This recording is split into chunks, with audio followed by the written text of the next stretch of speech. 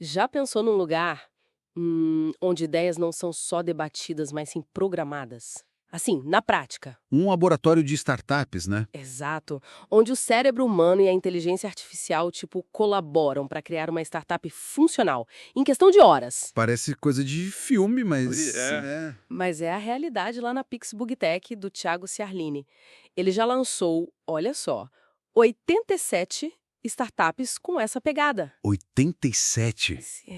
Nossa, é um número que impressiona logo de cara. Muito, né? E a nossa análise de hoje, que a gente baseou na matéria narrada, a era dos empreendedores ultraescalares, vai justamente investigar como isso funciona. Certo. A fonte já adianta, né? O ponto central não é só a tecnologia, não é só a IA em si. Exato. Logo de cara, o material que a gente viu destaca uma frase assim, bem chave.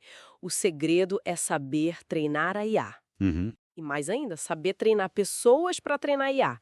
Acho que é aí que está a definição desses empreendedores ultraescalares, né? Totalmente, é isso aí.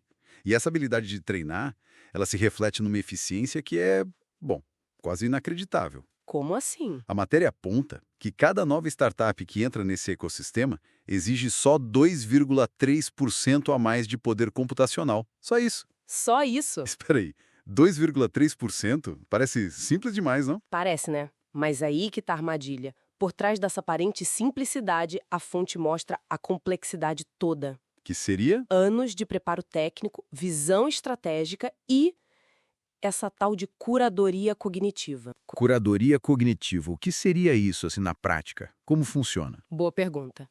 Pelo que o texto dá a entender, essa curadoria cognitiva é tipo a capacidade de escolher, organizar, refinar muito bem o conhecimento, os dados que vão alimentar a IA. Ah, entendi. É como garantir que a IA prima com o material certo, sabe? Da forma certa para chegar nos objetivos estratégicos. Não é só jogar um monte de dado lá dentro. Entendi. Não é força bruta, é inteligência na seleção. Faz todo sentido com outra fala do Ciarlini, que está na matéria. Não é apertar botão, é orquestrar um sistema vivo. Exato. E ele ainda complementa, né?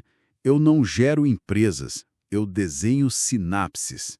Forte isso. Muito. E isso conecta direto com a ideia dos MVPs acelerados que você mencionou, os protótipos. Precisamente, os protótipos mínimos viáveis, né? Os MVPs, que ficam prontos em 72 horas. Incrível. Só que eles só funcionam de verdade, segundo a matéria, porque tem gente treinada ali.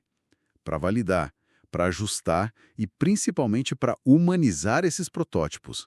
A IA acelera, mas é o toque humano que dá a direção, entende? Entendo perfeitamente. E mesmo com, acho que o número é 73% das decisões operacionais sendo via IA nessas startups, Isso, por aí. a supervisão humana continua sendo essencial. O gestor vira como o texto chama, curador de algoritmos. Curador de algoritmos, exatamente. Alguém que não apenas decide, ele ensina a decidir. É um professor da IA, no fundo. Essa ideia do gestor como professor é fascinante. Mostra uma interação muito mais profunda do que só usar uma ferramenta, né? Sem dúvida. Mas, claro, a matéria também deixa bem claro os limites da IA. Não é mágica. Sim, o exemplo da criação de marcas é perfeito para isso. A IA pode até gerar, sei lá, uma identidade visual coerente. Logotipo, cores, fontes, isso ela faz. Mas e a história por trás? A alma da marca, como dizem? Aí não tem jeito. O fator humano é insubstituível mesmo. Como a fonte coloca, a autenticidade não se digita, se constrói. Boa frase.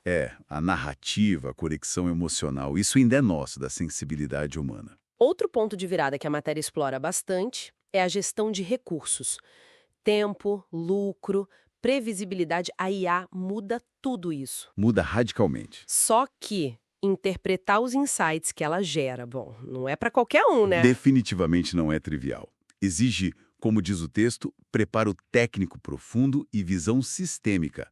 É ir além do diploma, sabe? Entender o contexto, as nuances por trás dos números que a IA joga na tela. O que leva àquela pergunta que todo mundo deve estar se fazendo. Com tanta IA, sim, qualquer um pode virar gestor disso? A pergunta de 1 milhão.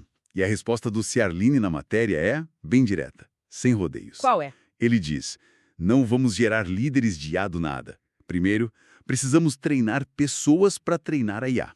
Ponto. Ou seja, a capacitação humana vem antes. É o pré-requisito. Não tem atalho mágico. Exatamente. Nada de mágica. E o impacto disso no mercado? O texto é forte nisso. Diz que esse modelo não apenas desafia modelos antigos, ele os engole. Isso deve criar uma demanda enorme por novos perfis profissionais, imagino. Com certeza.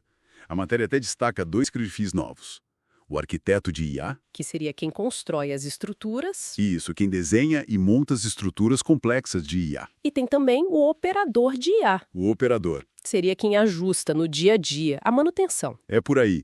Quem ajusta, otimiza a engrenagem ali na operação. E para ambos os casos, o texto reforça. Precisa de treinamento profundo, técnico e prático. Não é curso de fim de semana. Entendi. Então, para quem está acompanhando a gente, a mensagem final que a matéria traz, vinda do próprio Ciarline, é quase um alerta, né? Um chamado à ação, eu diria. Pois, pesado.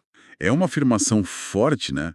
Sugere que o futuro não é de quem usa IA casualmente, tipo, só para brincar. Não mesmo. O futuro pertence a quem domina de verdade os conceitos, as aplicações e, talvez o mais importante, as implicações estratégicas disso tudo.